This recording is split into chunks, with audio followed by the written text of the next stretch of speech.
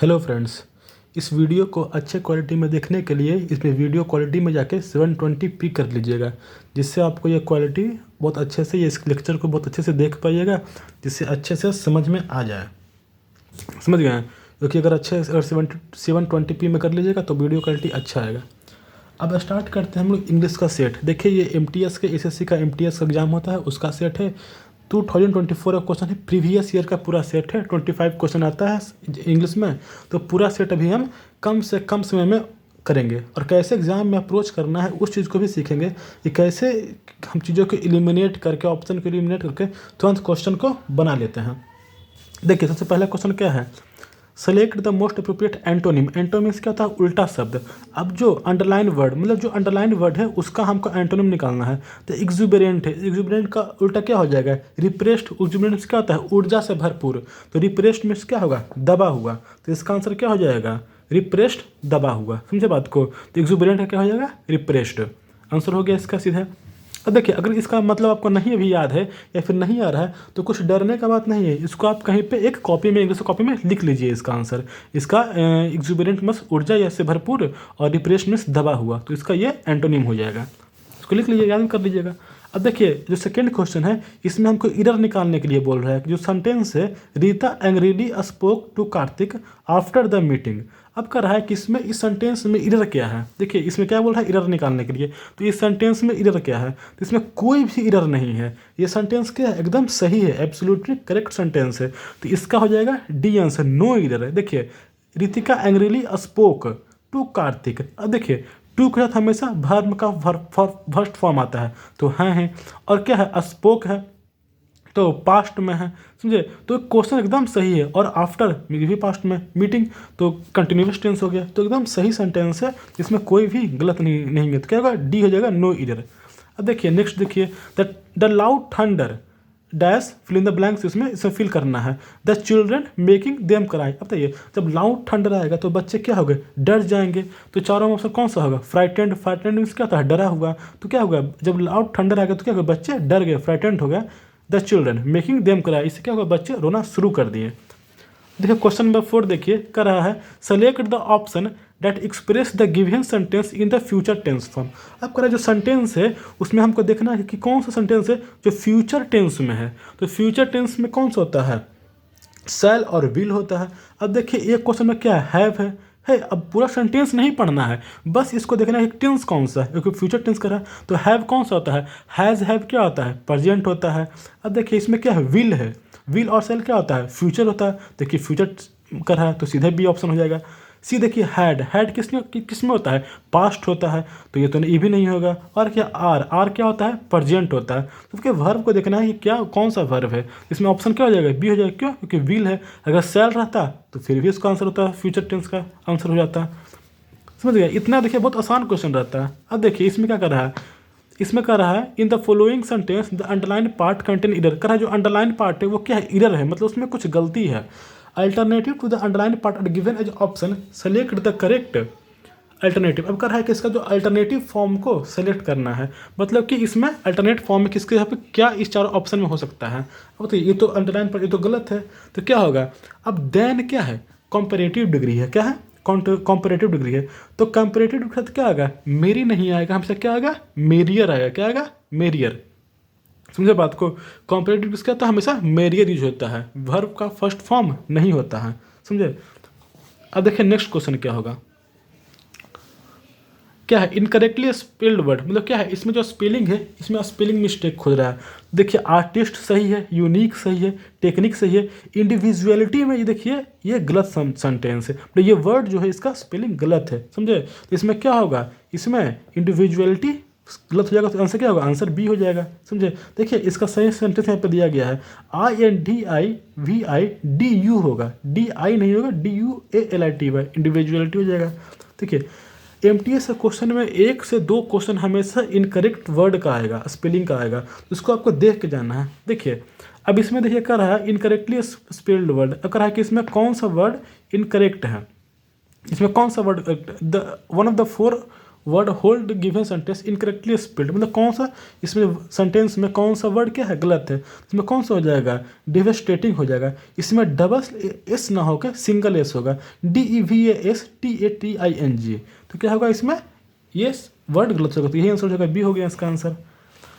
अब देखिए question number 8, अब क्या हो जाएगा इसमें सीधे देखिए क्या लिख रहा है, एंटोनिम लिख रहा है। एंटोनिम किसका, हाईलाइटेड वर्ड, इसमें हाईलाइटेड कौन सा है, एजिलिटी है जी एजिलिटी। एजिलिटी मतलब क्या होता है, फुर्तीला, तो फुर्तीला का एंटोनिम क्या होगा, स्टिफनेस, क्या हो जाएगा स्टिफनेस, मतलब क्या अकड़न या कठोरता, तो क्या हो गया इसका आंसर स्टिफनेस हो गया। तो ये कितना आसानी से क्वेश्चन बन रहा है। अब देखिए आइएगा क्वेश्चन देखते हैं। क्वेश्चन नंबर 9 देखिए क्या है, एंटोनिम मतलब उल्टा निकालना है। एनिमिटी में क्या था, दुश्मनी, तो इसका क्या हो जाएगा उल्टा, फ्रेंडशिप, तो सी नंबर हो जाएगा। अब देखिए क्वेश्चन नंबर 10 है, इसमें देखते हैं कर रहा है कि most appropriate option to substitute the underline segment, कर रहा है जो अंडरलाइन है उसको कैसे हम लोग सब्स्टिट्यूट कर सकते हैं, मतलब कि सेंटेंस का मतलब तो वही निकले, लेकिन ये सेंटेंस को हटा के हम लोग दूसरे चीज़ को चारों ऑप्शन में किसको हम यहाँ पे डाल सकते हैं, तो क्या हो जाएगा, they looked out the matter and found the root cause of problem. अब कर रहा है कि देखिए लुक्ड आउट नहीं होगा, इसमें क्या होगा, लुक्ड इनटू द मैटर, मतलब वो लोग जो समस्या है उस पर देखें, उसको विचार किए और उस प्रॉब्लम के जो जड़ है, जो जहाँ से प्रॉब्लम काउज हो रहा है उस पर वो लोग ध्यान दिए, तो क्या हो जाएगा looked into the matter. Looked unless भी नहीं होगा, लुक्ड ऑफ द मैटर भी नहीं होगा, और लुक्ड अनटिल द मैटर भी नहीं होगा, क्या हो जाएगा लुक्ड इनटू, मतलब जो समस्या है उसके जड़ तक लोग पहुँचने का कोशिश किए, तो क्या होगा लुक्ड इनटू।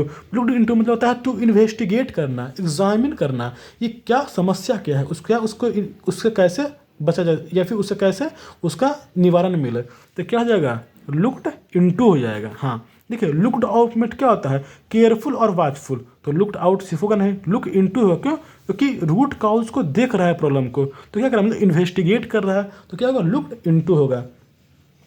अब देखिए क्वेश्चन नंबर 11 देखिए क्या हो रहा है। अब देखिए कह रहा है कि select the sentence with most appropriate use of preposition. अब कह रहा है इसमें सबसे अप्रोप्रिएट प्रीपोजिशन कौन सा यूज होगा। अब कह रहा है read to slept all in the history class, गलत हो गया। इसमें किसका बात हो रहा है, ध्यान दीजिएगा प्रीपोजिशन का। Read to slept all during the history class, देखिए सेंटेंस तो सही है लेकिन यहाँ पे प्रीपोजिशन का बात कर रहा है, तो आप लोग जब पढ़े होंगे तो इसमें फिक्स प्रीपोजिशन भी ग्रामर में पढ़ने के लिए आता है, तो यहाँ पे प्रीपोजिशन का यूज़ करना है। इसका आंसर क्या होगा, Ritu slept all through the history class, मतलब कि रीतू है हिस्ट्री का क्लास जब चल रहा था तो पूरे क्लास में सोती रही, तो ऑल थ्रू में क्या होता है ड्यूरिंग द इंटायर टाइम, मतलब पूरे समय तक वो क्लास में सोती रही, तो क्या होगा slept all through the history class है। देखिए इसका प्रीपोजिशन से इसका क्वेश्चन आंसर बन रहा था, जो फिक्स प्रीपोजिशन होता है जिसको आएगा उससे क्वेश्चन बन जाएगा, तो इसे भी आपको देख के जाना है। अब देखिए करेक्ट स्पेलिंग, देखिए फिर स्पेलिंग वाला क्वेश्चन आ गया कि जो अंडरलाइन वर्ड है उसका करेक्ट स्पेलिंग क्या होगा, तो कॉम्प्लीमेंटेड नहीं होता है, कॉम्प्लीमेंटेड होता है, तो इसका बी ऑप्शन होगा, COMPLA नहीं होगा, ई होगा, LEMENTED, कॉम्प्लीमेंटेड। हाँ देखिए कॉम्प्लीमेंटेड में होता है अनुकूल होना, मतलब उनके हिसाब से होना। अब क्वेश्चन नंबर 13 पे आइए, क्या कर रहा है, change the following sentence into superlative degree, मतलब जो सेंटेंस दिया है उसको सुपरलेटिव डिग्री में चेंज करना है। No other mountain in the world is as high as the Mount Everest, कह रहा है कि माउंट एवरेस्ट इतना कोई दूसरा जो पर्वत है, पर्वत श्रृंखला में कोई भी उतना ऊंचा नहीं है, उतना हाइट नहीं है, तो क्या आंसर हो जाएगा, सी हो जाएगा। Mount Everest is the highest mountain in the world, क्या है सबसे हाईएस्ट माउंटेन। देखिए बाकी ऑप्शन में देखते हैं हम लोग, Mount Everest is higher than any other mountain in the world, सीधा गलत हो गया। No other mountain is highest than the Mount Everest, नहीं, देखिए जब सुपरलेटिव डिग्री कर रहे हैं उसमें नो का एकदम यूज नहीं होगा, क्योंकि ये सेंटेंस को नेगेटिव बना देता है, ये तो आंसर होगा नहीं। Mount Everest is high mountain in the world नहीं होगा, हाई माउंटेन कैसे होगा, हाईएस्ट माउंटेन होता है, तो क्या ऑप्शन सी हो जाएगा। हाँ दूसरी बात, सुपरलेटिव डिग्री के साथ हमेशा द का यूज होता है, समझे, तो हाईएस्ट क्या है सुपरलेटिव डिग्री है, उसके साथ क्या है द आर्टिकल का यूज होता है हमेशा। अब देखिए क्वेश्चन नंबर 14 देखिए क्या कर रहा है, select the option that will improve the underline part of given sentence in the case of improvement. Select no improvement कर रहा है कि अंडरलाइन वर्ड है इसको कैसे हम इम्प्रूव कर सकते हैं, तो देखिए क्या होगा, placing the huge magnet atop of temple pose to being the highest hurdle for the mansion. अब क्या होगा, यहाँ पे देखिए इसको कैसे सेंटेंस चेंज कर सकते हैं। तो पोज टू, देखिए टू के साथ हमेशा V1 आएगा, इसको लिख लीजिएगा। वर्ब का जो बेसिक फॉर्म होता है टू के साथ हमेशा वर्ब का बेसिक फॉर्म होता है, तो टू के साथ बीइंग कभी नहीं आएगा। बीइंग का वर्ब फॉर्म क्या होता है, बी होता है। तो क्या होगा, पोज्ड टू बी, क्या होगा, टू बी। टू के साथ हमेशा वर्ब का वर्ब फॉर्म फर्स्ट फॉर्म आएगा, तो इससे क्या हो गया, ऑप्शन बी हो गया। इसको लिख लीजिए कहीं पे, ये हमेशा क्वेश्चन पूछता है, ये वाला बहुत चीज़ पूछता है। एक और चीज़ पूछता है हैज़, हैव और हैड कि हमेशा वर्ब का थर्ड फॉर्म आता है, इसको भी कहीं लिख लीजिएगा। ये भी बहुत बार क्वेश्चन पूछा जाता है एसएससी में, बार बार रिपीट होगा। अब देखिए, अब पूछ रहा है साइनोनिम, कौन सा, जो अंडरलाइन वर्ड है, कौन सा अंडरलाइन है, विंडिक्टिव। इसे क्या हो जाएगा, रिवेंजफुल। विंडिक्टिव मतलब होता है प्रतिशोधी, और रिवेंजफुल में क्या होता है, बदला लेना, क्या होता है, बदला लेने वाला। तो इसका क्या हो गया, रिवेंजफुल हो गया। अब देखिए क्वेश्चन नंबर 16 देखिए, grandparents live in a beautiful house dash the countryside. At होगा इसमें, एट कभी नहीं होगा। एट हमेशा एक छोटे से जगह को दर्शाने के लिए होता है, तो यहाँ पे क्या होगा, एट तो होगा नहीं, ऑन तो होगा नहीं, या कंट्री के ऊपर रहते हैं, नहीं होगा इसमें। इन टू, ऑन टू होगा, नहीं होगा। इसमें क्या होगा, इन होगा। जब बड़े प्लेस को दर्शाना होता है तो उसको, उसमें हम क्या, किसका यूज़ करते हैं, इन का यूज़ करते हैं। एट यूज़ कहाँ होगा, रेलवे स्टेशन में, at railway station, at hospital, at school. जब एक कंट्री साइड, एक बड़ी जगह का बात हो रहा है, तो उसमें क्या यूज होगा, इन का प्रयोग होगा। अब देखिए आगे हम लोग देखते हैं, नेक्स्ट क्वेश्चन आएगा। देखिए क्वेश्चन नंबर 17 देखते हैं, select the most appropriate synonym. अब क्या कर रहा है, सीधा सा तो सिनोनिम कर रहा है, तो क्या होगा, ब्लंट का क्या होगा, टैक्टफुल होगा, नहीं होगा। रॉडी होगा, नहीं होगा। एडवेंचरस होगा, नहीं होगा। क्या होगा, इनसेंसिटिव होगा, क्या होगा, इनसेंसिटिव। ब्लंट में होता है सीधा सपाट, असंवेदनशील, तो इसका आंसर क्या हो जाएगा, इनसेंसिटिव, असंवेदनशील। तो इसका ऑप्शन है डी हो जाएगा। अब देखिए क्वेश्चन नंबर 18 कर रहा है कि इडियम्स पूछ रहा है, इडियम एंड फ्रेज होता है, तो वो पूछ रहा है एप्पल ऑफ वन आई, मतलब क्या होता है, बहुत ही प्यारा या बहुत ही कीमती चीज़, बहुत ही करीबी चीज़, बहुत ही अच्छा चीज़। तो क्या होगा, very precious. Apple of one eye क्या होगा, वेरी प्रीसियस। अब कर रहा है 19 में, देखिए फिर इडियम्स पूछ रहा है, व्हेन पिग्स फ्लाई। अब इसे क्या होगा, क्या कभी पिग्स कभी फ्लाई कर सकता है, क्या ये पॉसिबल है, नहीं पॉसिबल है। मतलब क्या है, something that will never happen, मतलब ऐसा कुछ चीज़ जो कभी होने ही वाला नहीं है। तो क्या आंसर हो जाएगा, ऑप्शन डी हो जाएगा, something that will never happen. अब देखिए क्वेश्चन नंबर 20 देखिए क्या कर रहा है कि the farm cattle is grazing in the field when the tiger attacked. कर रहा है कि जब फार्म में, जब कैटल जो था, जो मतलब कि जो जानवर होते हैं, जो जानवर का झुंड होता है, जो ग्रेजिंग कर रहे थे, चर रहे थे इन द फील्ड, कहाँ, फील्ड में, खेत में, व्हेन द टाइगर अटैक्ड। कब, जब टाइगर अटैक किया तो कैटल घास चर रहे थे। अरे कैटल क्या होता है, कैटल एक अकेले जानवर को बोलते हैं, नहीं, जानवर के झुंड को बोलते हैं। तो क्या हो गया, ये प्लूरल नाउन हो गया। तो प्लूरल नाउन हमेशा प्लूरल वर्ब का यूज होता है, तो इस जगह क्या होगा, आर होगा, समझे बात को। तो क्या होगा, इस ग्रेजिंग क्या हो जाएगा, गलत हो जाएगा इसमें, तो ऑप्शन ए आंसर हो जाएगा इसका। देखिए प्लूरल नाउन के साथ प्लूरल वर्ब का यूज होता है, और सिंगल नाउन के साथ हमेशा सिंगल वर्ब का यूज होता है। तो यहाँ पे क्या हो जाएगा, इसकी जगह पे आर हो जाएगा, तो ये गलत हो गया। अब देखिए, अब लास्ट में हम लोग को 5 क्वेश्चन पूछा जाता है इसमें हमेशा कॉम्प्रीहेंशन से, तो ये कॉम्प्रीहेंशन अभी हम लोग देखते हैं। देखिए इसमें क्या पूरा, अब बहुत ही आसान होता है।